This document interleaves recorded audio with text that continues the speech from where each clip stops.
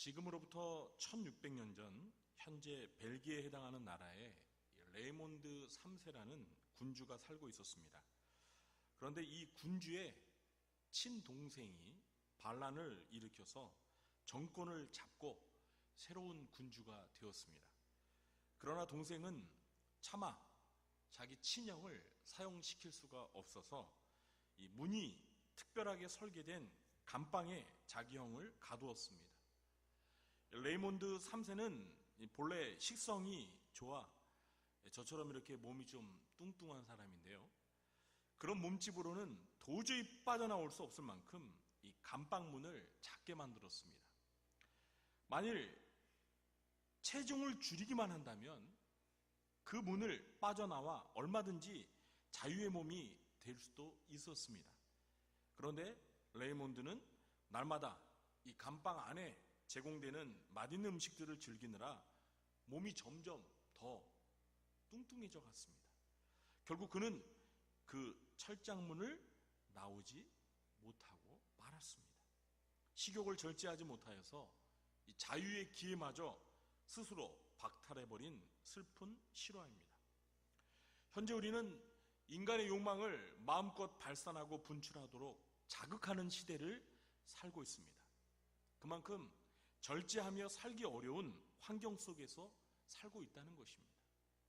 디모데후서 3장 3절에서 사도 바울은 이 말세의 여러 가지 특징들을 열거하고 있는데 그 중에 하나가 절제하지 못하며 라고 예언하고 있습니다. 말세가 되면 사람들이 절제하지 못하는 삶을 산다는 것입니다.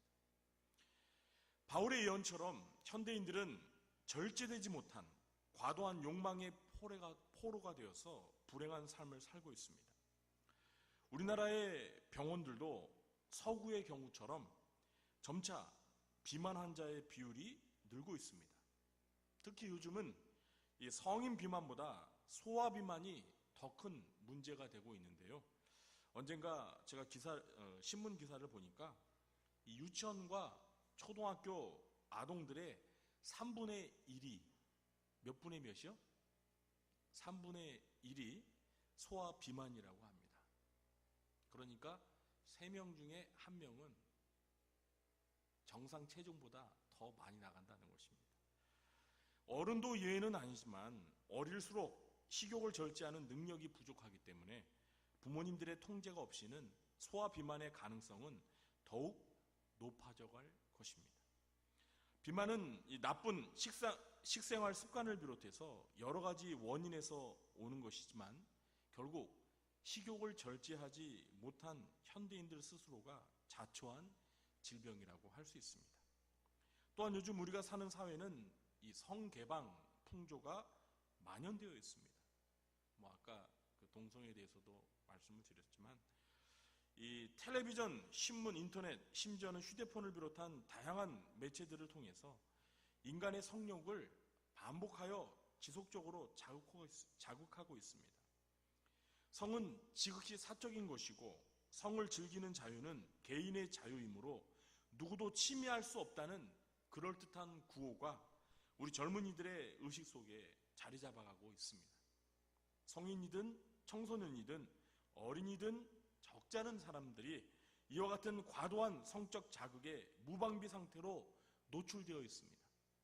그리고 그러다 보면 절제되지 못한 이 성적 욕망의 포로가 되어서 개인뿐만 아니라 가정을 망치고 사회적인 범죄로까지 대두되기도 합니다. 우리 사회에 점점 늘어나고 있는 이 성범죄율은 바로 인간의 기본적인 욕구인 성욕을 절제하지 못한 사람들에 의해 저질러진 불행입니다. 식욕과 성욕뿐만 아니라 권력과 명예, 출세욕 등 인간의 모든 욕망과 욕구는 절제되지 못할 때 인간을 불행하게 만들 수 있습니다. 본래 하나님은 결코 인간의 욕망이나 욕구 그 자체를 정죄하시지는 않으십니다. 인간의 욕망과 욕구는 하나님께서 인간을 창조하실 때 부여하신 하나님의 선물입니다. 그러나 이것이 절제되지 못하고 방종으로 치닫게 될 때 문제를 일으키게 되고 죄를 짓게 만듭니다. 그러므로 우리에게 절대적으로 필요한 것은 바로 절제의 모습입니다.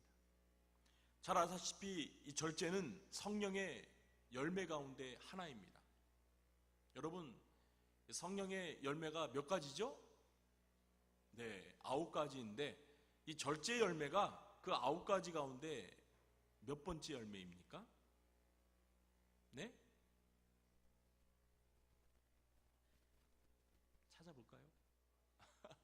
몇 번째 열매죠? 네, 그렇습니다. 마지막 9번째 열매입니다. 사이와 오자 양충온절. 성령의 9가지 열매 암기하는 방법인데요. 사이와 오자 양충온절. 절. 맨 마지막이잖아요. 절제. 여러분, 왜 절제가 성령의 열매 가운데 맨 마지막 열매일까요? 그 이유가 무엇이라고 생각하십니까? 물론 성경에는 나와 있지 않아요. 제가 생각하기에는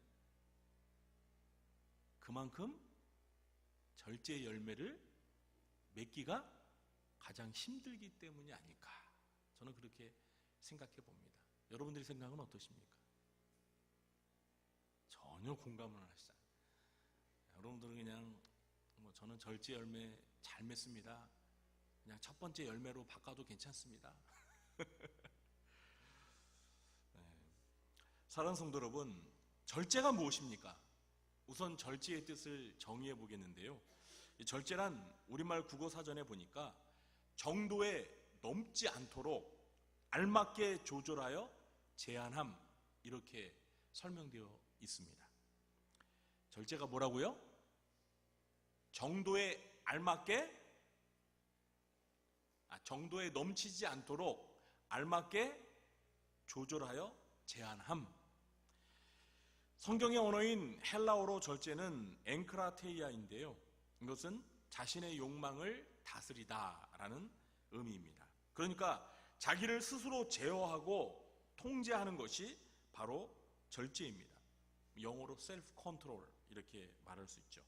자, 그런데 자기를 다스리고 자기의 욕망을 제어하는 것은 쉬운 일입니까? 어려운 일입니까?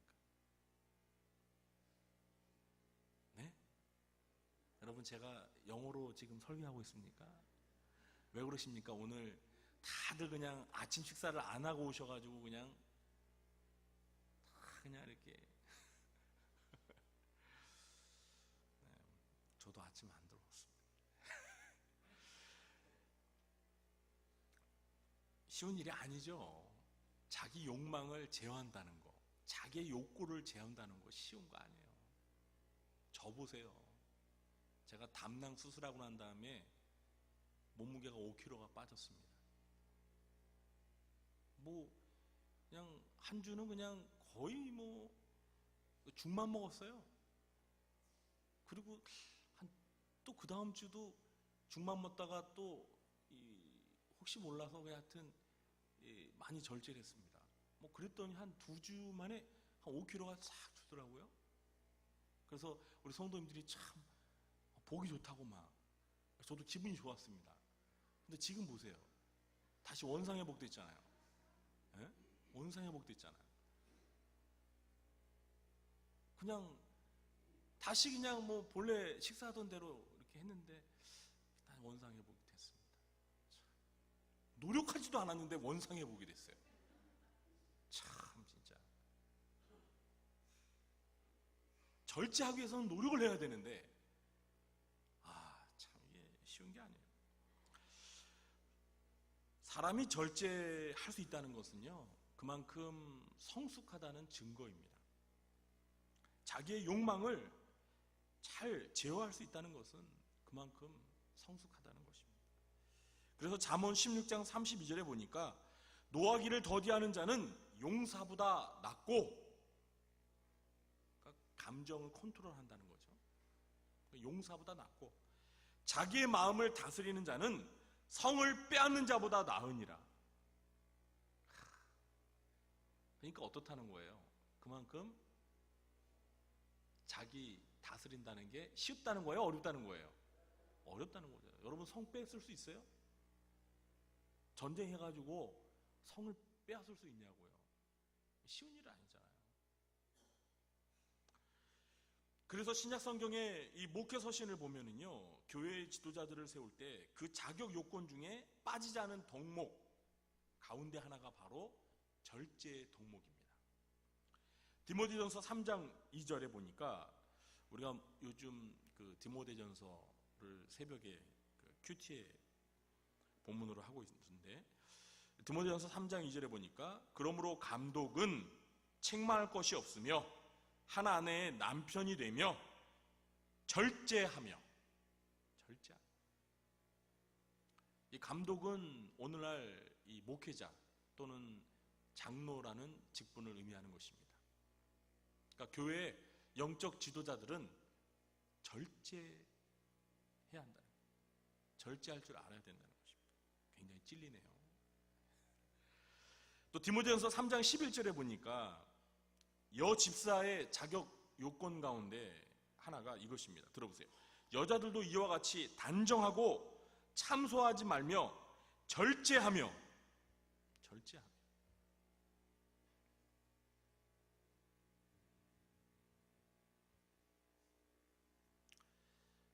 스스로를 절제하지 못하는 사람이 하나님의 교회를 맡아 섬길 때 발생할 수 있는 문제를 없애기 위해서 지도자의 덕목에 절제를 포함했던 것입니다.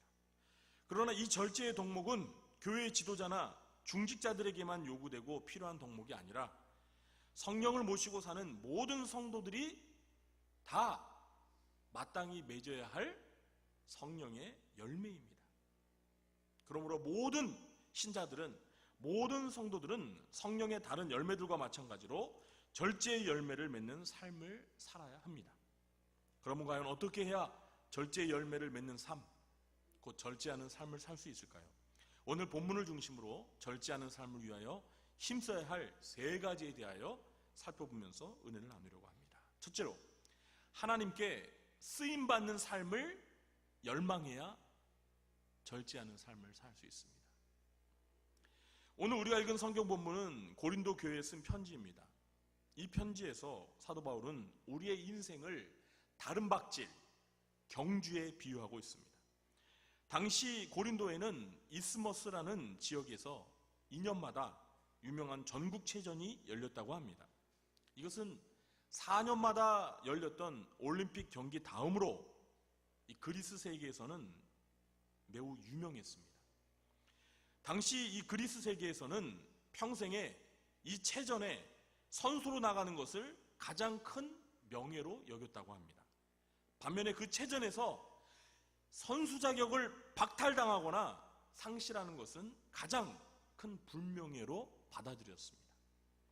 오늘 본문은 이런 문화적인 배경을 염두에 두고 바울이 기록한 것입니다.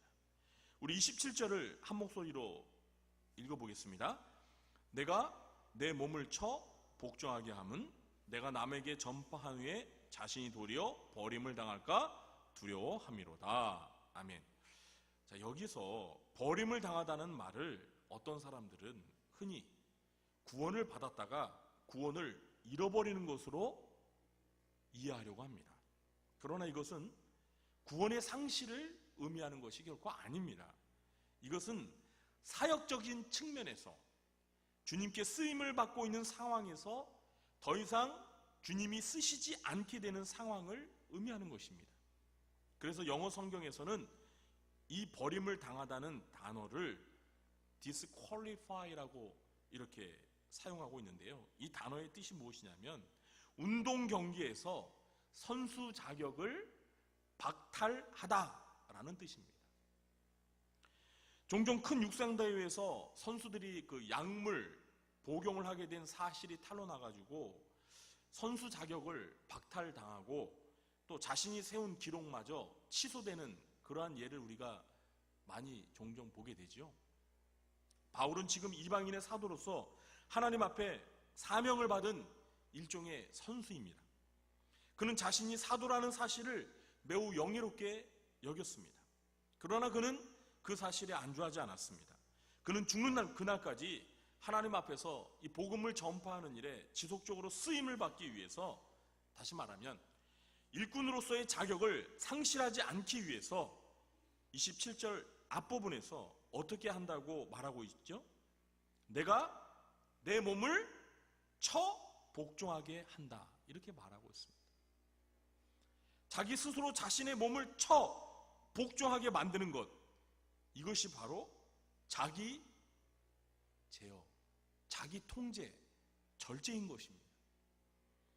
저와 여러분은 바울처럼 하나님의 부르심을 받아 하나님 앞에 서는 그날까지, 하나님 앞에 가는 그날까지 하나님께 쓰임받기 위하여 자신의 몸을 쳐 복종시키는 이 열정의 몸부림이 있으십니까?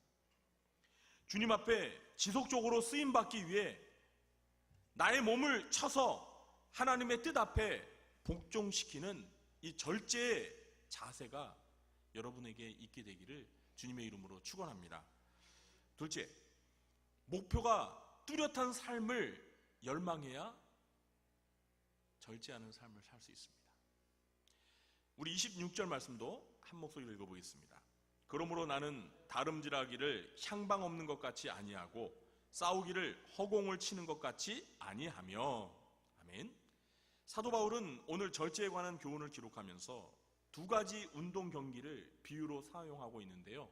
첫 번째는 방금 전에 말했던 뭐죠? 다름박질, 경주의 비유고, 또 하나는 지금 26절에 나오는 무슨 경기요?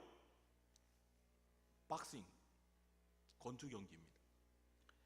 성도 여러분, 42.195km를 달려야 하는 마라톤 선수가 자기가 뛰어야 할 방향을 모른 채 열심히 달리기만 하면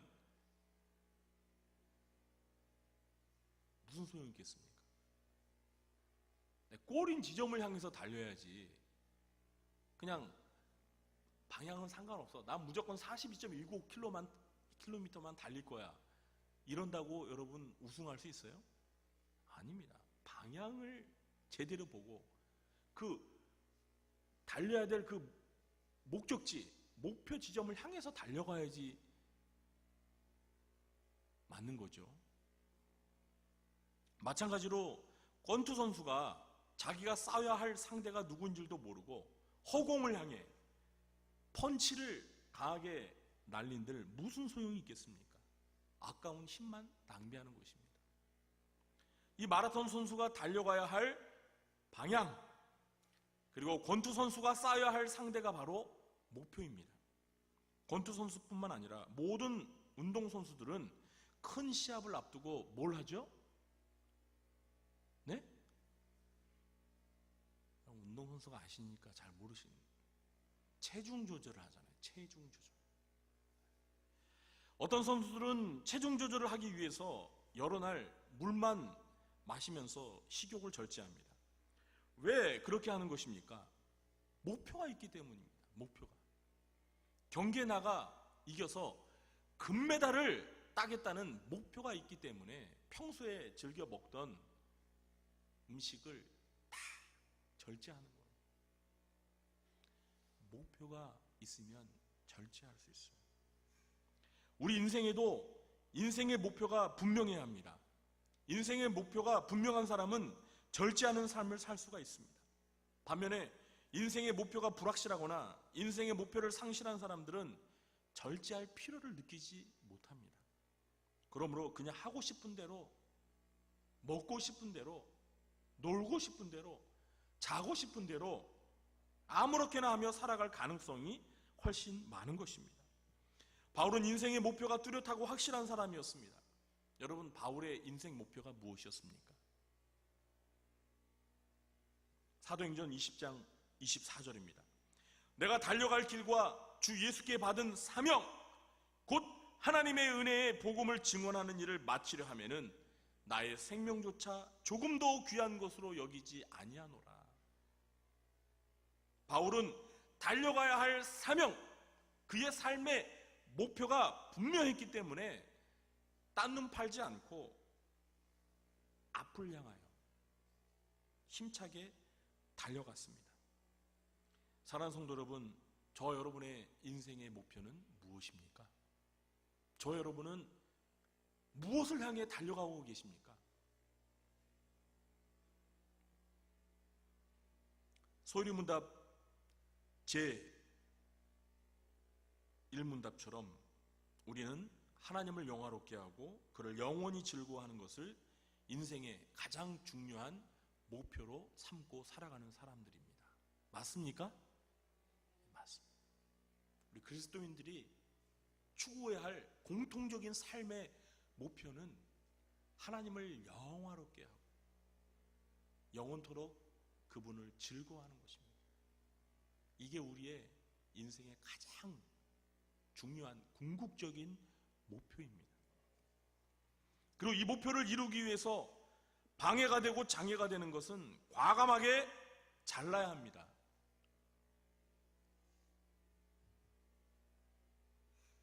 이 자르는 거, 이게 바로 절제입니다. 지금 내 삶의 방향이, 인생의 목표가 바로 설정되어 있는지 잘 점검해 보시기 바랍니다. 혹시 내 삶이 망망대해를 표류하고 있다면 목표를 분명하게 설정하시기 바랍니다. 인생의 분명한 목표가 정해져야 우리는 비로소 절제하는 삶을 살 수가 있습니다. 하나님께서는 우리 구리정교회에 건강하게 성장하는 사도행전적인 교회라는 목표, 비전을 허락하셨습니다. 이 비전을, 이 목표를 이루기 위해서 우리에게 필요한 것이 뭐예요? 절제예요, 절제. 우리가 절제하지 않고서는요, 저런 비전, 5대 핵심 같이 이루지 못합니다. 우리 신앙생활에 절제해야 할 게 있어요. 저런 목표를 이루어가는 데 있어서 방해가 되는 것들을 잘라야 돼요. 끊어야 돼요. 그러지 않으면 그냥 공허한 목표예요. 공허한. 저와 여러분이 하나님께서 우리 교회에 주신 공동의 비전과 목표를 향해 앞만 보고 질주하기 위해 바울처럼 절제하는 삶을 사시게 되길 주님의 이름으로 축원합니다.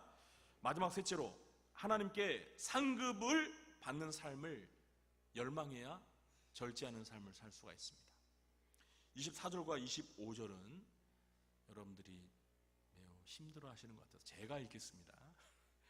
운동장에서 다름질하는 자들이 다 달릴지라도 오직 상을 받는 사람은 한 사람인 줄을 너희가 알지 못하느냐? 너희도 상을 받도록 이와 같이 다름질하라. 이기기를 다투는 자마다 모든 일에 절제하나니 그들은 썩을 승리자의 관을 얻고자 하되 우리는 썩지 아니할 것을 얻고자 하노라. 아멘. 상 받는다 그러니까 그냥 좋아하셔서 아멘 소리가 크게 나오네요. 자, 앞서 말한 대로 바울 당시에는 올림픽 경기와 이스머스 체전에서 우승한 선수들에게 영광의 면류관이 주어졌습니다. 올림픽 경기에는 돌 감람나무 화관이, 그리고 이스머스 대회의 승자에게는 종려나무 화관이 머리에 쓰여졌다고 합니다. 그러나 그 대회에서 받은 면류관들은 모두 시간이 지나면 어떻게 되죠?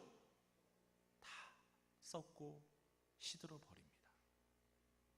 사도 바울은 운동 경기에서 선수들이 시들어 썩어 없어질 면류관을 얻기 위해서도 저렇게 모두 일에 절제하는데, 하물며 믿는 성도들이 신앙의 경주에서 승리하게 될 때 우리에게 주어질 썩지 않는 면류관을 얻기 위해 얼마나 절제해야 할 것인지를 말하고 있습니다. 사랑하는 성도 여러분, 저와 여러분은 장차 하나님께 받을 상급에 대한 기대와 욕심이 있으십니까? 아멘? 아멘 하신 분들은 상 받을 줄 믿습니다. 아멘.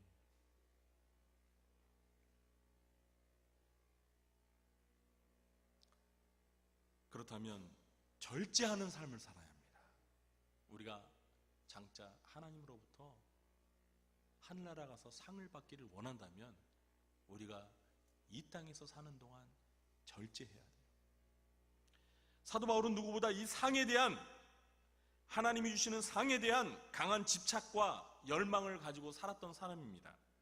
바울은 그의 마지막 유언과도 같은 디모데후서 4장 6절 이하의 말씀에서 하나님께 받을 상에 대한 기대를 이렇게 고백하고 있습니다. 전제와 같이 내가 벌써 부어지고 나의 떠날 시각이 가까웠도다. 죽을 때가 가까이 왔다는 거예요. 나는 선한 싸움을 싸우고 나의 달려갈 길을 마치고 믿음을 지켰으니 이제후로는 나를 위하여 의의 면류관이 예비되었으므로 주 곧 의로우신 재판장이 그날에 내게 주실 것이며 내게만 아니라 주의 나타나심을 사모하는 모든 자에게 도니라. 바울은 자기의 죽음이 점점 다가오는 것을 예감했습니다. 죽음이 다가온다는 것은 우리 주님을 만나러 가야 할 시간이 가까이 왔다는 거예요. 주님 앞에 서게 될 그 순간 주님이 나에게 주실 이 상에 대한 기대가 바울에게는 있었어요. 왜요? 그는 주님이 자기에게 주신 그 사명을 위해서 최선을 다했기 때문에. 그래서 그는 주님을 만나게 될 때 주님이 그에게 주실 의의 면류관에 대한 기대를 가지고 있었어요. 빌립보서 3장 13절과 14절입니다. 형제들아, 나는 아직 내가 잡은 줄로 여기지 아니하고 오직 한 일, 즉 뒤에 있는 것은 잊어버리고 앞에 있는 것을 잡으려고 표대를 향하여 그리스도 예수 안에서 하나님이 위에서 부르신 부름의 상을 위하여 달려가노라. 뭘 향하여 달려간다고요? 부름의 상을 위하여 달려가노라. 하나님이 바울을 부르셨을 때 그에게 맡겨주신 그 소명, 그 사명을 잘 감당하면 하나님께서 주실 그 부름의 상을 향해서 달려간대요. 사랑하는 성도 여러분, 우리가 하나님께로부터 받을 상에 대한 강한 기대와 열망이 있다면 우리는 좌우 옆을 돌아보며 한눈을 팔고 딴청을 피우는 일을 하지 않게 될 것입니다. 오직 이 상을 얻기 위하여 바울처럼 뒤의 것은 잊어버리고 오직 앞만 보고 달려갈 것입니다. 이러한 삶의 자세가 바로 절제하는 삶입니다. 우리 구장교회 성도님들 모두가 절제하는 삶을 통해 장차 주님 앞에 서는 날 썩지 않고 시들지 아니하는 영광의 면류관을 쓰게 되시길 주님의 이름으로 축원합니다. 이제 말씀 맺겠습니다. 우리가 사는 이 세상은 우리의 육신의 정욕과 안목의 정욕과 이생의 자랑을 따라 우리의 욕망을 무한 충족시키기 위해 무절제한 삶을 살도록 끊임없이 우리를 유혹하고 있습니다. 무절제한 삶은 마치 브레이크에 페달이 고장난 채 고속도로를 질주하는 차와 같습니다. 결국 그 차는 제어가 되지 않기 때문에 어딘가에 부딪혀 엄청난 피해를 당하고 말 것입니다. 이것이 무절제한 삶의 불행한 결말입니다. 여러분, 얼마 전에 보셨잖아요. 고속도로에서 버스 운전사가 절제하지 못하는 바람에, 뭘 절제하지 못했어요? 이 잠을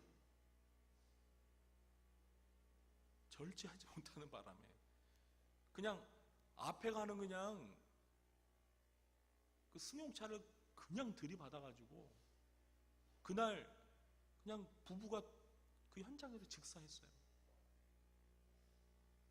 그 앞에 가는 부부는 운전을 잘했습니다. 속도 위반도 안 하고 아주 잘. 근데 뒤에서 그 절제하지 못한 운전자의 그 과실로 인하여서 아무런 잘못 없는 사람이 그냥 죽고 말았어요. 제가 그 영상을 유튜브에서 봤는데 가슴이 너무 아프더라고요. 진짜. 그리고 그 자녀들이 10대더라고요. 청소년들인데 부모님이 돌아가셔가지고 그 남매더라고요. 그 둘이서 그 장례식을 치르는데 또 그걸 보니까 너무 마음이 아파. 절제하지 못하면 이런 자기도 죄를 짓고 남에게까지 피해를 주는 그런 불행한 삶을 살게 되는 것입니다. 그러므로 우리는 이와 같이 무절제한 삶을 강요하는 거대한 세속의 물결에 휩쓸리지 않도록 하나님께 쓰임받는 삶을 열망하며 인생의 뚜렷한 목표를 정하고 장차 하나님께 받을 상급에 대한 기대를 가지면서 절제하는 삶을 사시기를 바랍니다. 성령 하나님께서 이와 같이 성령의 마지막 열매인 절제의 열매를 맺으며 살도록 도와주시기를 주님의 이름으로 축원합니다.